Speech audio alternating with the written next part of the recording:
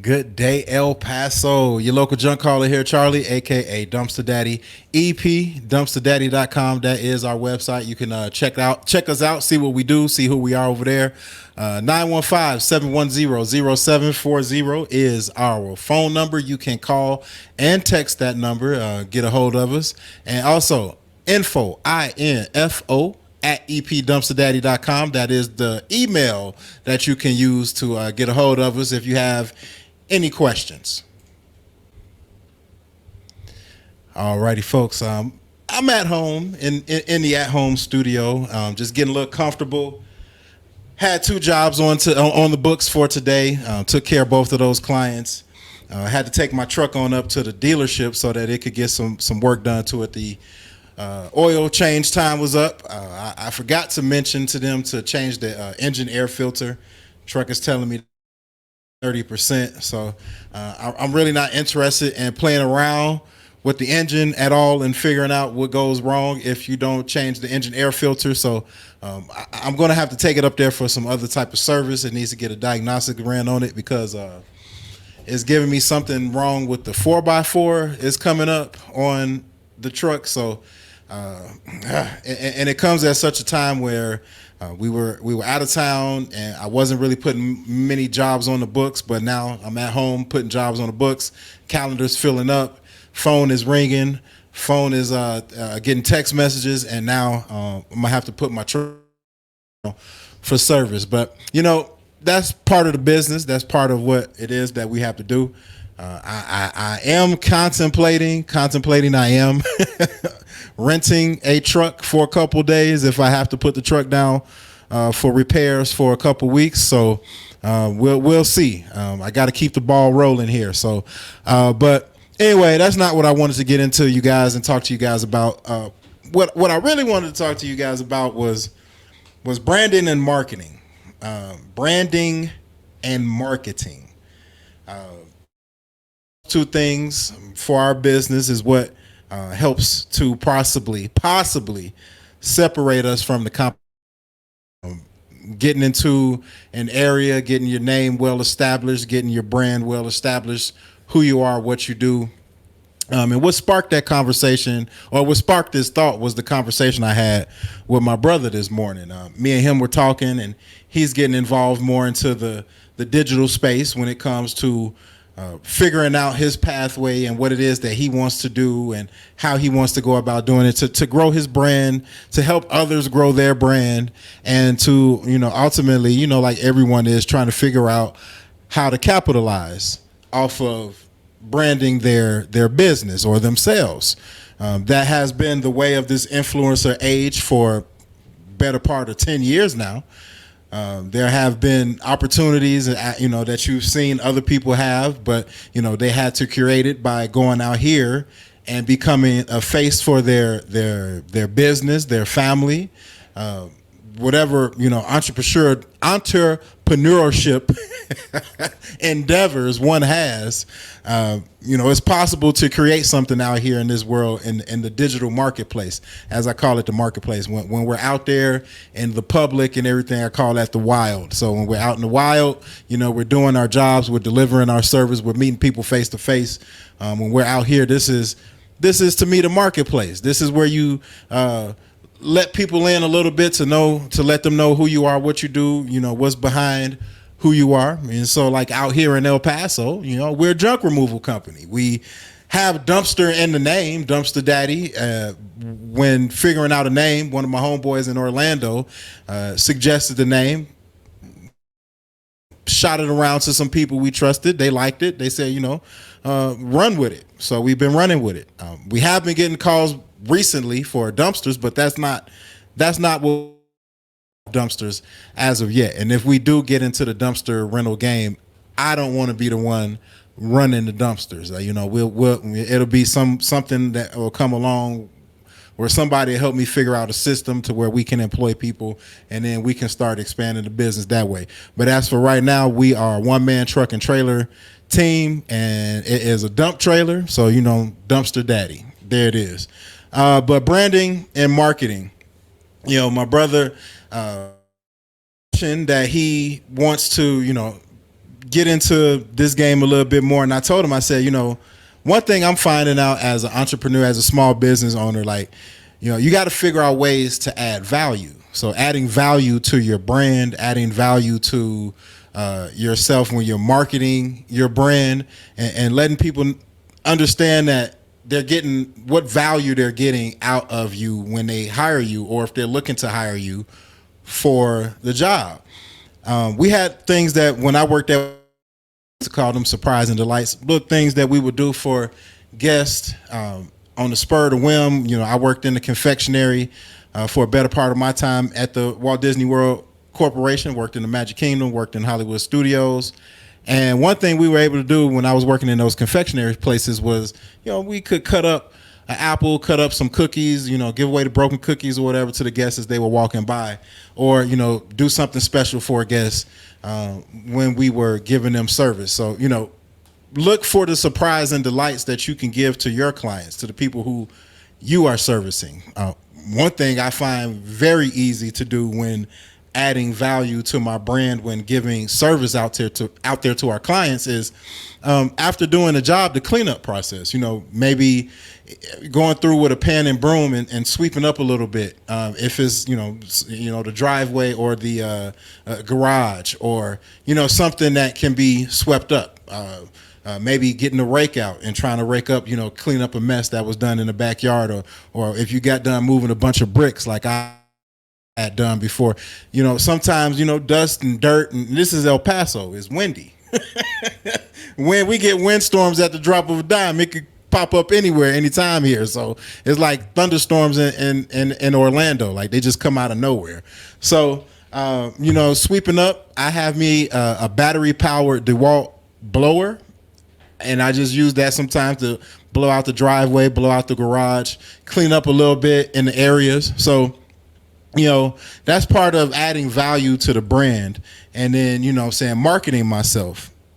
When moving to El Paso, just like moving to any city, you got to figure out your way around. You got to figure how to navigate the streets. You don't know where to go. You don't know what places might be a good place to go into. What places might be a little unsavory. Every city got them. But when coming to El Paso, I started learning how to break the city down into zip codes. Once I learned that, there's not, the traffic has recently been horrendous here with so many accidents. But for the most part, coming from where I came from, especially, Chicago and then Orlando. Orlando was going through a growth spurt when I was there. So they were expanding all of the major express and tollways. Then you had all of the construction going on, whether it be from Universal or Walt Disney World itself, and any other expansions going on in that area. So traffic was always horrendous. Growing up in Illinois and Chicago, the Chicagoland area and suburbs, there's always somebody working on the streets in one of the town, cities, neighborhoods that you're going through. So there's always traffic.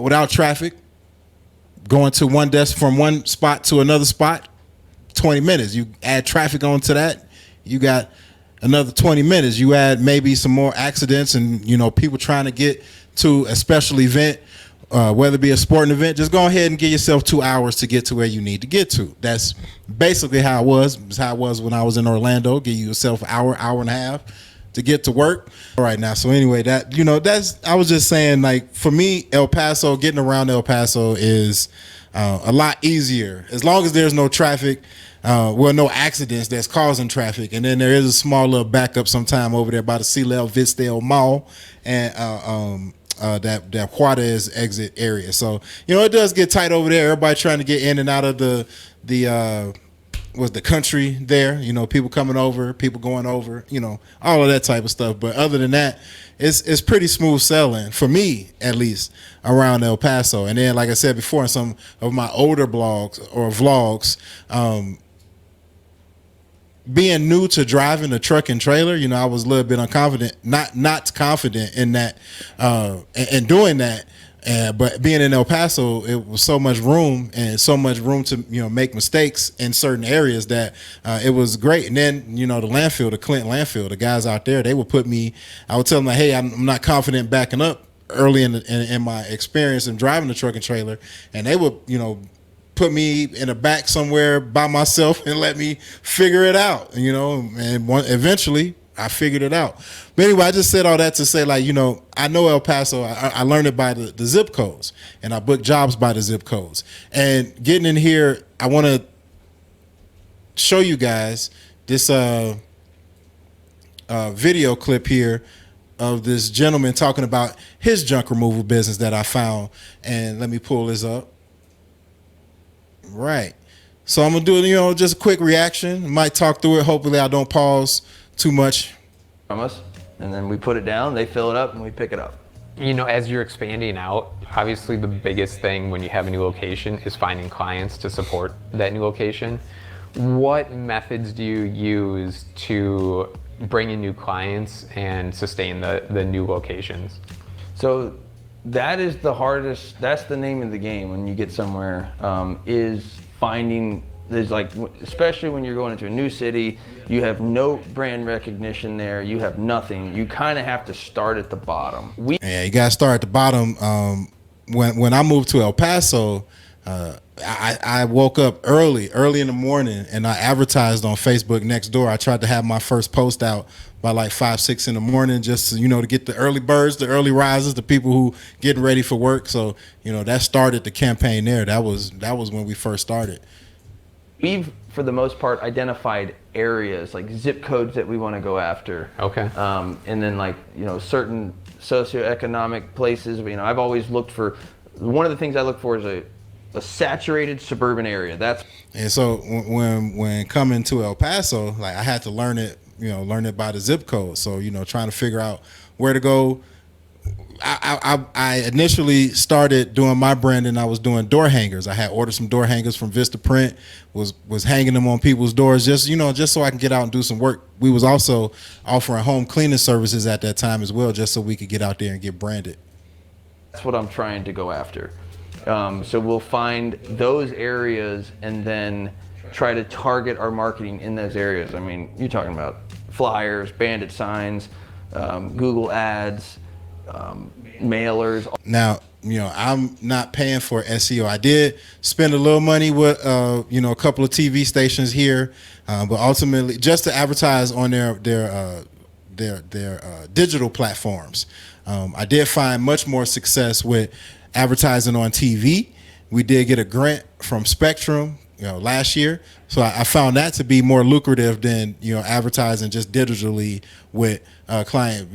Like my wife said, when advertising through TV, you have a captive audience, especially if you're, trying to advertise through, and now they're doing it through the apps, and they force you to watch it because you have to, you could probably turn it off, but you can't fast forward it. You could turn the volume down or whatever, but you get you a 30 to 60 second ad in, even on the apps now. So all kinds of stuff. But if you instead of just saying, like, let's use Austin for example, instead of just being like, I'm going to advertise all over Austin and hopefully because my reach is bigger of where I'm advertising, I'll get more work. It doesn't work as well, and your dollar doesn't go as far as if you pick 5 zip codes right right together and you put all. And so what I've learned now doing this is that go to the USPS website, and then there's a function on there. I did a video about it. If you go back, you will have to search for it, but it's me talking about gaining notoriety or figuring out how to make your presence felt out there. So yeah, you could use that, but doing it by zip code, I am going to look at getting mailers and then go to the USPS website and then punch in, how I showed you on there, go in there and find the zip codes, and then you can, specifically target neighborhoods. You can specifically target those neighborhoods that are gated communities that you necessarily can't solicit to. So, something to think about.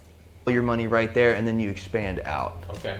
Are you looking to? And when I say solicit to, and that's the end of that segment there. When I say solicit to, you trying to do door hangers and you out there marketing yourself. You walk up to some homes and they say no soliciting. And we are living in the time now where the presidential election, there are local elections going on, so everybody is out doing door hangers. I know oftentimes in the evening I might come home to 2 or 3 door hangers on my door, and that's good because I was probably out hanging door hangers myself.